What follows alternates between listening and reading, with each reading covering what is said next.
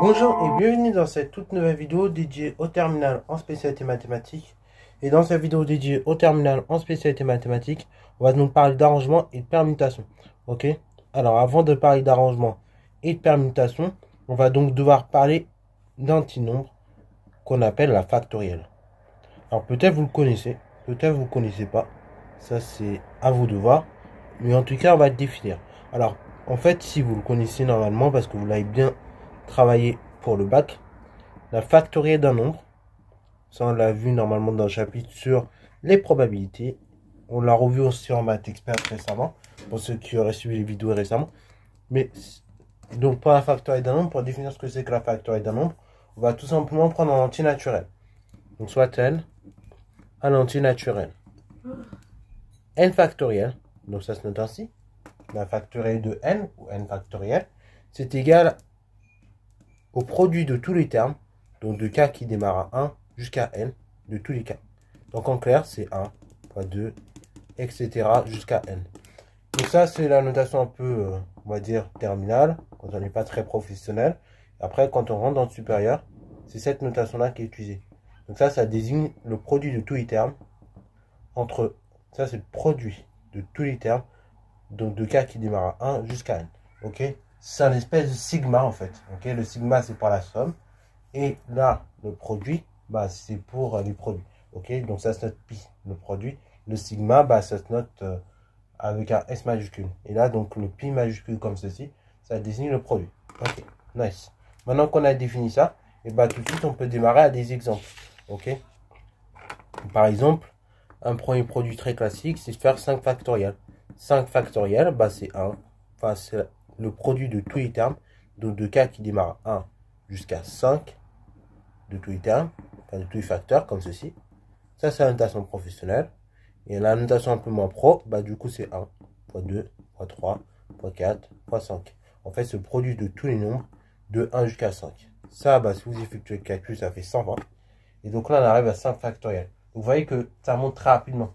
5 factoriel, au départ, si je ne fais pas le calcul, je ne crois jamais que ça fait 120. Et pourtant, bah, si vous faites le calcul, vous voyez bien que ça fait 120. Parce que 1 fois 2, ça fait 2, fois 3, ça fait 6, fois 4, 24, fois 5, 120. Ok, puisque c'est la moitié de 140. Voilà. Après, on peut même faire des quotients de factoriel. Par exemple, n moins 2 factoriel divisé par n factoriel. Bah ça, du coup, j'ai le produit de tous les termes de n, enfin de 1 jusqu'à n-2. Et là, le produit de tous les termes de 1 jusqu'à n. Donc en clair, au numérateur, il va me rester 1. Et au dénominateur, du coup, il va me rester le terme avant n, donc n-1, facteur n. Ok? Parce que là, du coup, n-2, bah, tous les termes qui vont de 1 jusqu'à n-2, ils vont s'annuler avec les... Ils vont se simplifier avec les termes qui sont au dénominateur. Et après, bah, au dénominateur, comme j'ai n factoriel, il va forcément me rester l'avant-dernier, n factoriel, enfin n-1, facteur n. Ok, bravo. Bon, ça c'est un deuxième truc qu'on peut faire avec les factoriels. Donc là, pareil, il faut arriver à avoir les simplifications comme ça très rapides de ces éléments-là. Et enfin, troisième élément, bah, c'est si on veut faire le produit de 2k qui démarre à 1 jusqu'à n des 2k. Donc du coup, ça veut dire que ça, si je note ça de manière un peu moins professionnelle, c'est 2 multiplié par k évalué en 1. Donc c'est 2 fois 1. Plus, multiplié pardon, par 2 fois 2. Multiplié par 2 fois 3, etc. Jusqu'à arriver à 2 fois n. Du coup, là, le 2 que vous voyez là, que je vais mettre en vert à chaque fois, et bien ça, ce 2-là, il va être répété n fois. Donc j'ai 2 puissance n. Fois, donc 1 fois 2 fois 3, etc. jusqu'à n. Bah ça, c'est le produit de tous les entiers. Donc de 1 jusqu'à n. Donc ça, c'est n factoriel. Donc ça fait 2 puissance n fois n factoriel. Donc ça, c'est le produit des deux cas.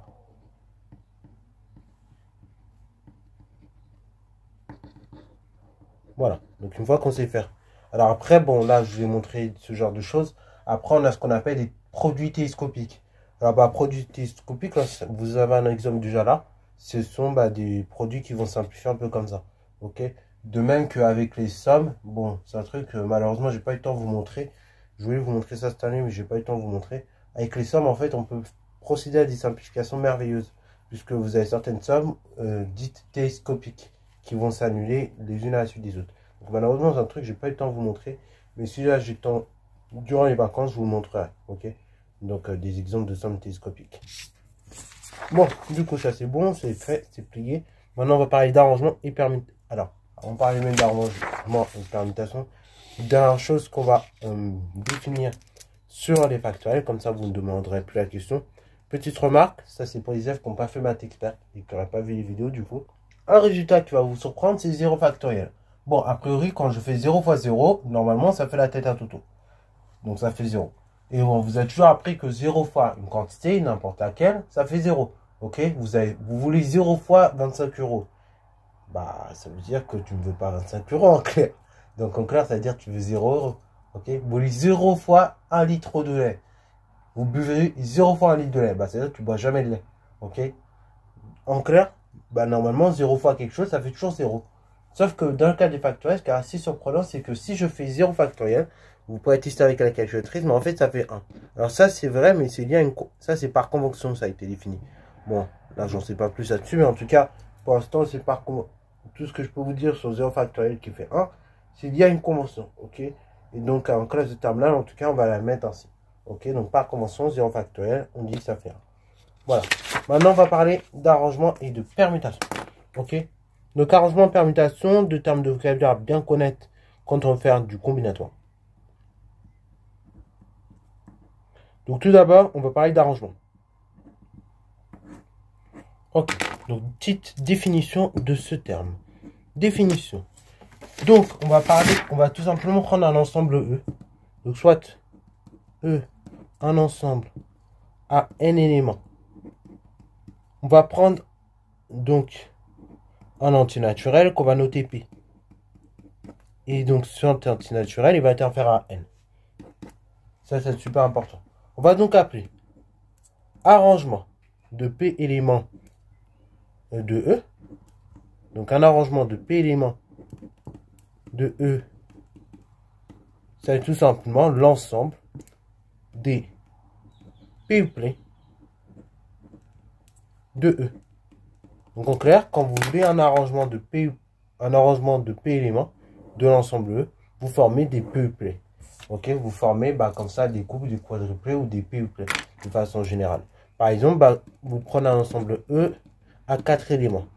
1, 2, 3 et 4. Donc vous voulez deux arrangements. Deux arrangements de E. Si vous voulez les deux arrangements de E, comment vous allez vous y prendre? Et du coup, ça est égal à la chose suivante. Vous allez former, donc là, en faisant des deux arrangements, vous formez des couples, ok? Des doublés. On s'attend à avoir des doublés, des deux uplés, ok? Là, vous devez avoir des deux uplés de E. Alors, les deux uplés de E, je vais y arriver. Donc là, vous allez avoir des deux uplés, ok? Donc, des deux uplés, par exemple, vous allez prendre le 1, que vous allez mettre avec le 2. Ensuite, concernant le 1 toujours, et vous allez prendre le 1, que vous allez mettre avec le 3. Concernant le 1, vous prenez le 1 avec le 4. Après, avec le 2, du coup, je vais prendre le 2 que je vais mettre avec le 1. Ensuite, je vais prendre le 2 que je vais mettre avec le 3. Et je vais prendre le 2 que je vais mettre avec le 4. Concernant les 3, même logique. 3 que je mets avec 1. 3 que je mets avec 2. Et 3 que je mets avec 4. Et enfin, avec le 4. 4 que je mets avec 1. 4 que je mets avec 2. 4 que je mets avec 3. Bon, vous allez me dire, ça fait beaucoup de choses, ok? Beaucoup d'arrangements. Je suis d'accord, ça fait beaucoup de doublés. Mais en fait, pour calculer l'ensemble de ces doublés, donc, l'ensemble de ces arrangements même, et qu'on va noter de la façon suivante. Arrangement de P éléments sur un ensemble à N éléments. Donc, ça se note comme ça. Arrangement de P éléments sur un ensemble à N éléments.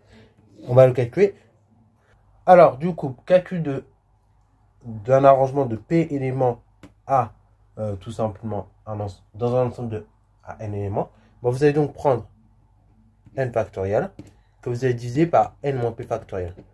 Dans le cas de mon énoncé, si je veux les deux arrangements de l'ensemble E, sachant que mon ensemble est constitué de 4 éléments, et ben je vais donc prendre 4 factoriels divisé par 2 factoriels. Après simplification, donc je vais avoir 3 fois 4, 12. Et donc, normalement, je dois compter 12 doublets ou 12 duplets. Donc là, c'est bien ce que je compte. Hein. J'ai 3 fois 4, 12 duplets. Donc c'est tout à fait normal, vous avez 12 éléments. Pareil par symétrie. Du coup, là, pareil, si vous voulez les 3 arrangements de l'ensemble E, et bah du coup, pour avoir les 3 arrangements de l'ensemble E, bah, vous allez tout simplement prendre 4 factoriels divisé par tout simplement 4.3, c'est-à-dire 1 factoriel. Et donc là, du coup, vous aurez la chose suivante. Vous aurez tout simplement 4 factoriels, on a dit, divisé par 1 factoriel. Donc en clair, vous avez 24 combinaisons possibles. Après, bah, si vous voulez les 4 arrangements de l'ensemble E, là, ça va être pareil, vous aurez aussi 4 factoriels. Ok. En revanche, par contre, si vous voulez les 1 arrangements de l'ensemble E, c'est pas très intéressant. Et ben là, vous aurez seulement 4 éléments. Ok. Vous aurez que des singletons. Ok. Vous aurez un seul élément à chaque fois. Et donc ça, quand on a un seul élément à chaque fois, on a des singletons. Ok. Doublé ou bien duplé ou bien couple, c'est pour 2 éléments comme ceci. Après, pour des 3 éléments, 3 triplets, on appelle ça des 3 triplets ou bien des triplets. Après, bah, là, on appelle ça des des 4 arrangements, des 4 triplets, des quadruplets aussi. Enfin, voilà. Bon, là, c'est pour le calcul du nombre d'arrangements. Ça, c'est bon. Maintenant, petite remarque, on va parler de permutation. On parle de permutation d'un ensemble quand, tout simplement, le nombre d'éléments que vous avez dans l'ensemble est égal à P. Ok. Donc, en clair, bah, du coup, si vous voulez calculer le nombre de permutations dans l'ensemble, ça est égal à n factoriel.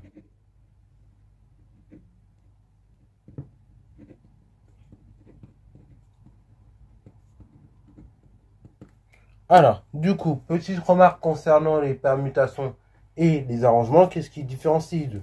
Tout d'abord, au niveau d'un arrangement, pour les arrangements, donc ça c'est un petit truc à avoir en tête.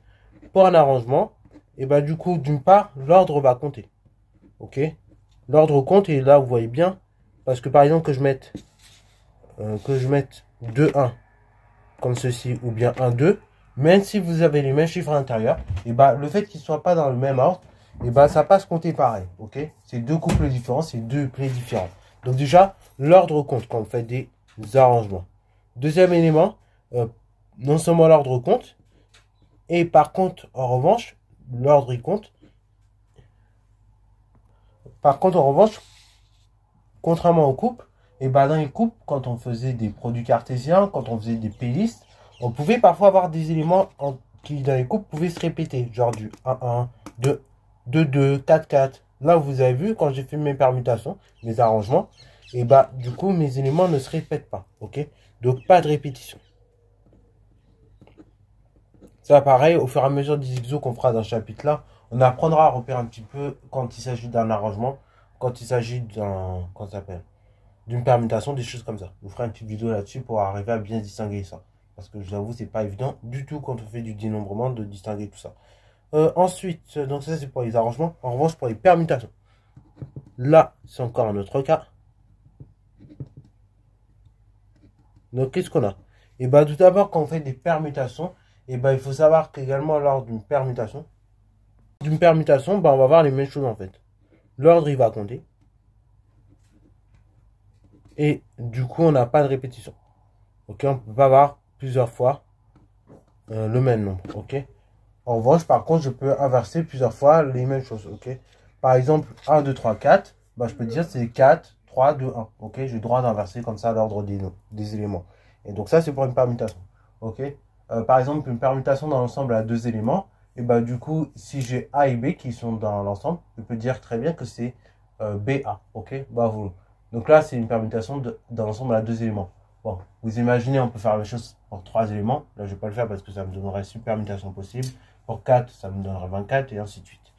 Voilà. Donc, c'est tout pour cette vidéo-là. Donc, on a un petit peu tout posé sur arrangement permutation. En tout cas, j'espère qu'elle t'a plu cette vidéo. Si c'est le cas, n'hésitez pas à la liker, commenter et à savoir à la vidéo.